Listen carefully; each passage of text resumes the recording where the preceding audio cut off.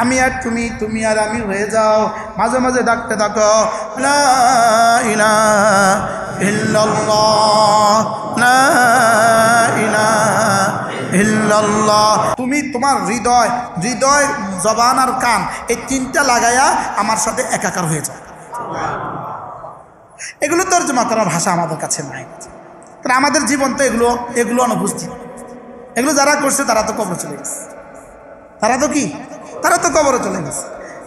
এই জন্য আওয়াজ, খুব বেশি আওয়াজ দেওয়া জরুরি না, মাঝে মাঝে চুপে চুপে একাই কি সুবহানাল্লাহ সুবহানাল্লাহ সুবহানাল্লাহ সুবহানাল্লাহ সুবহানাল্লাহ সুবহানাল্লাহ সুবহানাল্লাহ সুবহানাল্লাহ সুবহানাল্লাহ সুবহানাল্লাহ আলহামদুলিল্লাহ আলহামদুলিল্লাহ আলহামদুলিল্লাহ আলহামদুলিল্লাহ আলহামদুলিল্লাহ আলহামদুলিল্লাহ আলহামদুলিল্লাহ আলহামদুলিল্লাহ আলহামদুলিল্লাহ আলহামদুলিল্লাহ আলহামদুলিল্লাহ আল্লাহু আকবার আল্লাহু আকবার আল্লাহু আকবার আল্লাহু আকবার আল্লাহু আকবার আল্লাহু আকবার আল্লাহু আকবার আল্লাহু আকবার আল্লাহু আকবার আল্লাহু আকবার লা ইলাহা ইল্লাল্লাহ লা ইলাহা ইল্লাল্লাহ লা ইলাহা ইল্লাল্লাহ লা ইলাহা ইল্লাল্লাহ লা ইলাহা ইল্লাল্লাহ লা ইলাহা ইল্লাল্লাহ লা ইলাহা ইল্লাল্লাহ লা ইলাহা ইল্লাল্লাহ লা ইলাহা ইল্লাল্লাহ লা ইলাহা ইল্লাল্লাহ মুহাম্মাদুর রাসূলুল্লাহ। কি বলেন এখন? আসলে কি মনে হয় এই যে আমরা হয়তো সর্বোচ্চ 3 মিনিট করছি, 3 মিনিট না 2 মিনিট করছি, এই যে মনে হয়, আপনাদের কি মনে হয় এখন কি তাবাত্তুল হয়ে গেছে? কি হয় নাই বলেন? তাবাত্তুল এই শব্দটা মুখস্থই করেন না। তাবাত্তুল বলেন। তাবাত্তুল মানে কি? সমস্ত সম্পর্ক বিচ্ছিন্ন করা। বলেন, সমস্ত সম্পর্ক কি করা? শুধু কার সাথে সম্পর্ক করা? তাহলে এই আমাদের এই 3 মিনিট কি এটা হয়ে গেছে আসলে?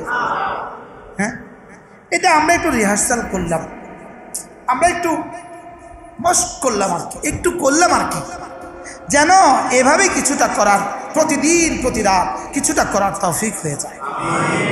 কি বলেন? ইনশাআল্লাহ বলেন না? ইনশাআল্লাহ।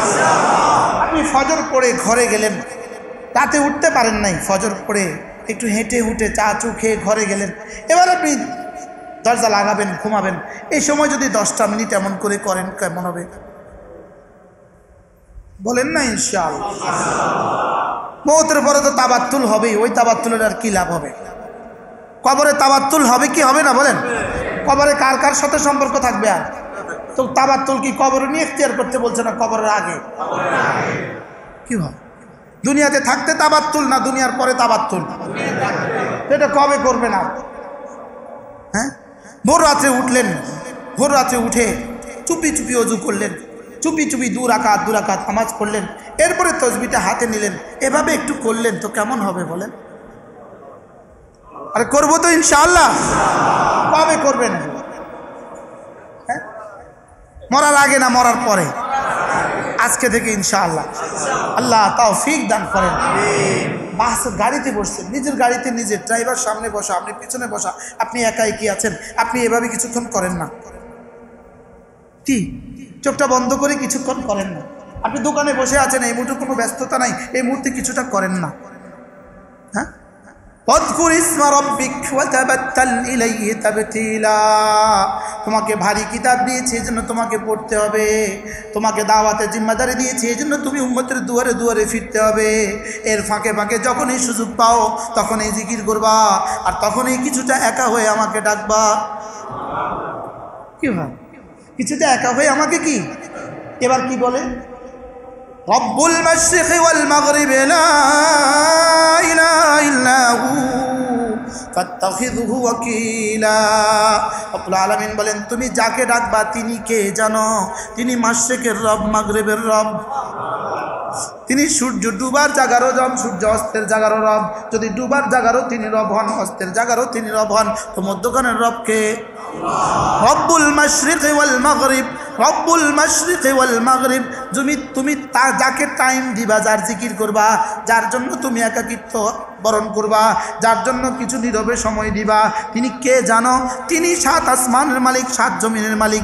তিনি মাশরিকের রব, তিনি মাগরিবের রব। তিনি রব্বুল মাশরিকাইনি ওয়াল মাগরিবাইন, তিনি রব্বুল মাশারিকি ওয়াল মাগারিব। আল্লাহ, তিনি মাশরিকের রব, তিনি মাগরিবের রব, তিনি সারা কায়নাতের রব। অতএব লা ইলাহা ইল্লা হু। আর তুমি যাকে টাইম দিচ্ছ তিনি কে জানো? তিনি ছাড়া তো আর কেউ নাই, তিনি ছাড়া তো কি নাই। এবার রব্বুল আলামিন বলেন ফাত্তাখিযহু ওয়াকিলা, ফাত্তাখিযহু ওয়াকিলা। অতএব তুমি না তাকে তোমার বন্ধু বানিয়ে নিতে পারো, তাকে বন্ধু বানাও। তাকে কি বানাও? ফাত্তাখিযহু ওয়াকিলা। অতএব তুমি তাকে তোমার কারে সাজ বানাও, তুমি তোমার জীবনের সমস্ত কর্ম সম্পাদনকারী তাকে বানাও, তোমার জীবনের লাগামটা তুমি তার হাতে তুলে দাও। আল্লাহ, আপনি যদিও তুলে দেন নাই, আমি আর আপনি যদিও আমাদের নাকের রশিকে তার হাতে তুলে দেন নাই, কিন্তু মূলত আসলে আমাদের জীবনটা তার হাতে। কি বলেন?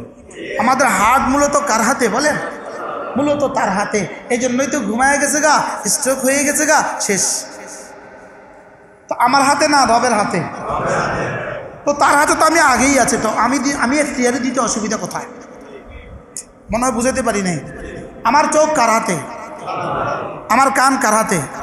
যদি আমার হাতে হইতো আমি কি আমাকে ডায়াবেটিস হতে দিতাম? যদি আমার হাতে হইতো আমি কি দাড়িগুলোকে সাদা হতে দিতাম? তেমনি দাড়ি সাদা হয়েছে। কে রং লাগাইছে? কে?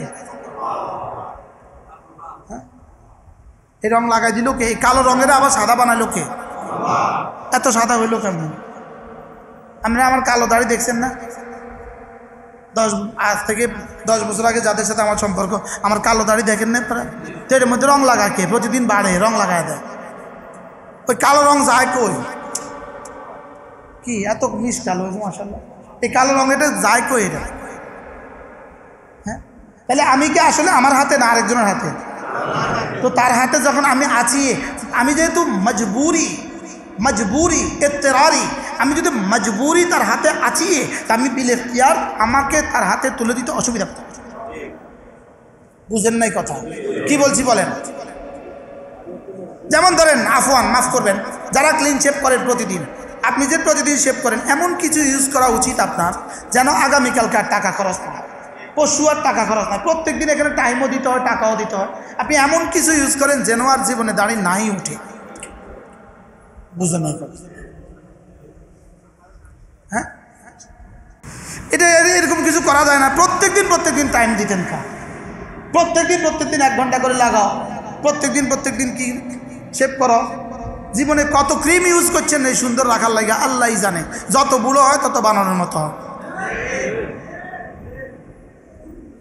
কি যারা শেভ করে একদিনে যে পরিমাণ ক্রিম ইউজ করে, মনে হয় আমি আর হুজুরে আমাকে পুরো জীবনও এই পরিমাণ ক্রিম ইউজ করে। কিভাবে ব্রাশ দিয়ে মারতে থাকে, এদিকেও মারে, এদিকেও মারে, মারে না বলেন? কি পরিমাণ মারে? আচ্ছা, দিন কি সুন্দর বাড়ে না দিন কালো হয়? হ্যাঁ, দিন সুন্দর বাড়ে না অসুন্দর বাড়ে? আল্লাহওয়ালারা দিন বুড়ো হয়, আর দিন সুন্দর বাড়ে না অসুন্দর বাড়ে? দাড়ি যত সাদা হয় চেহারা তত সুন্দর হয়। দেখেন না, দাড়ি সাদা, আরেকজনের সাদা। কে রং লাগাইলো? কে? কবে লাগাইছেন রং? হ্যাঁ, রব্বুল মাশরিকি ওয়াল মাগরিবি লা ইলাহা ইল্লা হু ফাত্তাখিযহু ওয়াকিলা, তুমি যাকে টাইম দিবা তিনি মাশরিকের রব মাগরিবের রব, তিনি ছাড়া তোমার আর কেউ নাই। ফাত্তাখিযহু ওয়াকিলা, অতএব তাকে বন্ধু বানাও। তাকে কি বানাও? আল্লামা ইবনুল কাইয়িম আল জাওজিয়া, আজীব, এ আমাদের একটা কিতাব আল ওয়াবিলুস সাইয়্যিব ফিল কালিমিত তাইয়্যিব। হ্যাঁ, যদি আমি, এটা আমার কিতাব না হইতো, বাংলা ভাষা এটা আমার কিতাব, যদি এটা আমার কিতাব না হইতো, আমার কিতাব হওয়ার কথা আমি বেশি বলতে পারি না, বলবেন যে এটা আমার কিতাব। আল্লামা ইবনুল কাইয়িম আল জাওজিয়ার এই বিখ্যাত কিতাব আল ওয়াবিলুস সাইয়্যিব, এই কিতাবটা যদি কোনো মুসলমান এ টু জেড পড়ে, প্রতিদিন 5 মিনিট 10 মিনিট করে পড়ে, আমি তাহলে লিখে দিতে পারি আল্লাহ তাকে দ্বীনের বুঝ দিয়ে দিবে, তার হৃদয়ের হালত পরিবর্তন হবে।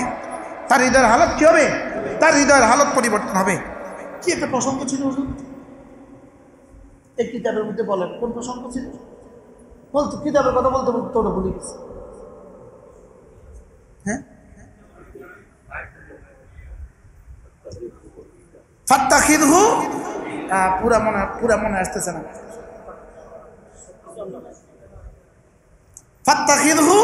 ফাত্তাখিযহু ওয়াকিলা। আল্লামা ইবনুল কাইয়িম আল জাওজিয়া এই কিতাবের মধ্যে লেখেন, কেউ যদি আল্লাহ ছাড়া অন্য